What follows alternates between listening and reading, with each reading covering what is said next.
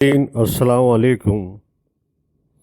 آج اس آڈیو میں ہم قیام پاکستان کے بعد سندھ کے پہلے وزیر اعلیٰ ایوب کھوڑو اور سندھ حکومت کے متعلق آگاہی فراہم کریں گے تاکہ آپ کو اندازہ ہو کہ قیام پاکستان کے بعد ملک کے صوبوں میں اور وفاق میں کس قسم کے واقعات رونما ہوتے رہے اور آج ہونے والے واقعات اور ان کے درمیان کیا تعلق اور ربط ہے۔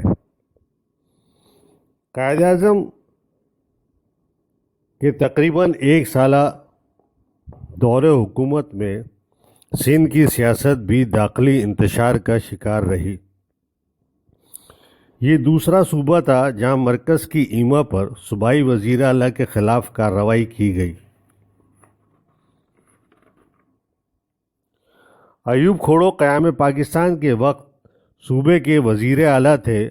انہوں نے صوبے کی پارلیمانی سیاست میں مسلم لیگ کے لیے حمایت حاصل کرنے کے لیے اہم کردار ادا کیا تھا۔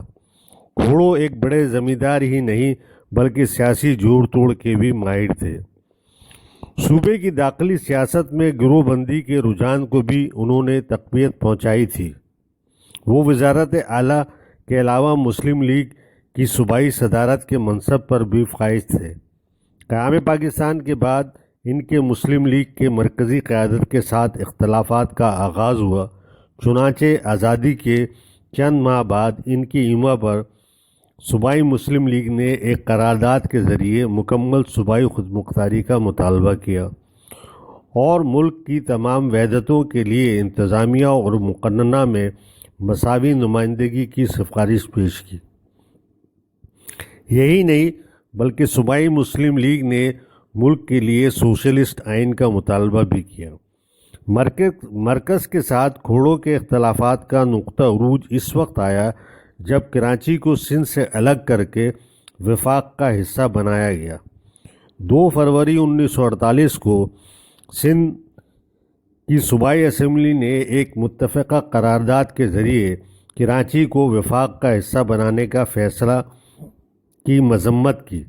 سندھ کے سیاسی حقوق کی مدافعت سے قطع نظر کھوڑو صوبے کی گروہی سیاست سے خود کو بلند نہیں رکھ سکے۔ وہ اپنی کابینہ میں بھی اتحاد اور یکسوئی پیدا کرنے میں ناکام رہے۔ گورنر سندھ غلام حسین ہدایت اللہ کے ساتھ بھی وزیر اعلیٰ کے تعلقات کشیدہ چلے آ رہے تھے۔ چودھری محمد علی اپنی تصنیف ظہور پاکستان میں لکھتے ہیں کہ اپریل 1948 کے اوائل میں کھوڑو اور ان کے 2 وزیروں پیر الہی بخش اور میر غلام علی تالپور کے درمیان کھلے بند و نزاع کا سلسلہ شروع ہو گیا۔ گورنر نے اس خیال سے وزیروں کے محکمے تبدیل کر دیے کہ شاید اس طرح کابینہ زیادہ خوش اسلوبی سے کام کر سکے گی، لیکن کھوڑو نے اسے گورنر کی بیجا مداخلت سمجھا۔ کھوڑو کے مخالفین ان پر کرپشن اور بد انتظامی کے الزامات بھی عائد کرتے تھے۔ جب گورنر اور وزیر اعلیٰ کی کشمکش کا سلسلہ زیادہ دراز ہوا تو اول الذکر نے معاملہ قائد اعظم کے سامنے پیش کیا۔ گورنر نے کھوڑو پر رشوت ستانی کے الزامات کا احاطہ کیا اور بقول چودھری محمد علی رشوت ستانی کے ثبوت بھی قائد اعظم کو پیش کیے۔ چنانچہ قائد اعظم نے کھوڑو کے خلاف کارروائی کی ہدایت کی اور یوں 26 اپریل 1948 کو گورنر کے حکم پر وزیر اعلیٰ کو برطرف کر دیا گیا۔ ایسا کرتے وقت 1935 کے ایکٹ کی دفعہ 51 کا سہارا لیا گیا، جس کی روح سے صوبائی وزراء کے عہدے گورنر کی خوشنودی کے مرہون منت قرار پائے تھے۔ گورنر کی جانب سے کارروائی کے وقت کھوڑو کو صوبائی اسمبلی میں اکثریت حاصل تھی۔ قیام پاکستان کے محض 9 بعد ہی یہ سوال ابھر کر سامنے آ گیا تھا کہ کہ اگر ایک جانب ایک مبینہ طور پر کرپٹ حکومت یا سربراہ حکومت ہو اور دوسری جانب یہ حقیقت ہو کہ وہ حکومت یا سربراہ حکومت اسمبلی میں اکثریت کی حامل ہونے کے ناطے جمہوری و قانونی استحقاق سے بھی محروم نہ ہو، تو ایسے حکمران یا حکومت کی بات اس کے دونوں میں سے کون سے رخ کو سامنے رکھ کر فیصلہ کیا جائے۔ کرپشن کے ناصور کو ملک میں مروجہ غیر منصفانہ اقتصادی اور سماجی نظام کے تناظر میں دیکھنے اور اس کا علاج اس نظام کی درستی کے ذریعے کرنے کے بجائے اگر محض چند سیاسی افراد کے خلاف تادیبی کارروائی ہی کو کافی سمجھنا درست ہے، تو پھر واحد راستہ ان افراد کی ان کے عہدوں سے معطلی یا ان کے زیر تصرف اداروں کی تحلیل کا ہی رہ جاتا ہے۔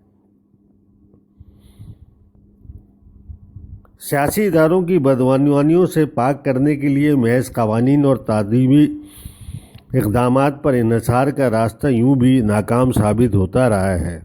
مقتدر طبقات سے تعلق رکھنے والے ایسے سیاستدان جن کے خلاف کرپشن کے الزامات میں کارروائی ہوتی رہی ہے، احتساب کے لیے بننے والے بظاہر ہر نظام کو شکست دے دینے کی اہلیت کا مظاہرہ کرتے ہیں۔ اس کی پہلی مثال بھی ایوب کھوڑو ہی تھے، جن کے خلاف 62 الزامات کی بنیاد پر مقدمات قائم کیے گئے۔ مئی 1947 میں پیر الہی بخش سندھ کے وزیر اعلیٰ منتخب ہوئے، مگر مقدمات کے شکنجے میں کسے ہوئے سابق وزیر اعلیٰ کھوڑو کی سیاسی طاقت ابھی ظاہر نہیں ہوئی تھی۔ دسمبر 1948 میں جب کہ ابھی ان کے خلاف مقدمے زیر سماعت تھے، وہ باضابطہ طور پر سندھ مسلم لیگ کے صدر منتخب کر لیے گئے، مگر انہوں نے ٹریبونل کا فیصلہ آنے سے قبل اپنا عہدہ نہ سنبھالنے کا اعلان کر دیا۔ مرکزی حکومت کے لیے یہ بڑی بدنامی کی بات تھی کہ جس شخص کو بدعنوانی کے الزام میں وزارت سے الگ کیا گیا، وہ اسی جماعت کا صوبائی قائد منتخب کر لیا گیا، جو جماعت مرکز کے اقتدار کی مالک بھی تھی۔ اس صورتحال سے عہد برا ہونے کے لیے مرکزی اسمبلی نے 1949 میں پروڈا نامی قانون منظور کیا، جس کی روح سے کرپٹ عناصر کو پبلک اور نمائندہ عہدوں کے لیے نااہل قرار دیا جا سکتا تھا۔ اس قانون کی منظوری کے وقت تک خواجہ ناظم الدین ملک کے گورنر جنرل بن چکے تھے۔ انہوں نے پروڈا کے تحت کھوڑو کو 2 سال کے لیے نااہل قرار دے دیا۔ 1951 میں اپنے خلاف نااہلیت کے فیصلے کو تکنیکی بنیاد پر کالعدم قرار دے دیے جانے کے بعد کھوڑو دوبارہ وزیر اعلیٰ بن گئے، مگر ایک مرتبہ پھر ان پر کرپشن کے الزامات لگے اور گورنر نے پھر ان کو برطرف کر دیا۔ اس کے ساتھ ہی ان کو ایک مرتبہ پھر کسی سیاسی منصب کے لیے نااہل قرار دے دیا گیا۔ اکتوبر 1954 میں مرکز میں سیاسی جوڑ توڑ کے نتیجے میں پروڈا کا قانون ہی منسوخ ہو گیا، تو اگلے ہی مہینے کھوڑو تیسری مرتبہ وزیر اعلیٰ منتخب ہو گئے، مگر کھوڑو کے پرانے حریف پیر الہی بخش مسلسل ان کے سائے کا تعاقب کر رہے تھے۔ انہوں نے سندھ کورٹ میں پٹیشن داخل کی، جس میں یہ موقع اختیار کیا گیا کہ پروڈا کی تنسیخ کے فیصلے کا اطلاق ماضی پر درست نہیں، اور یہ کہ کھوڑو کا اس قانون کے تحت نااہل قرار پانا اس قانون کی تنسیخ کے نتیجے میں غیر مؤثر نہیں ہو جاتا۔ سندھ کورٹ نے مارچ 1955 میں اس پٹیشن کے حق میں فیصلہ دیا اور یوں کھوڑو کو اپنے عہدے سے الگ ہونا پڑا۔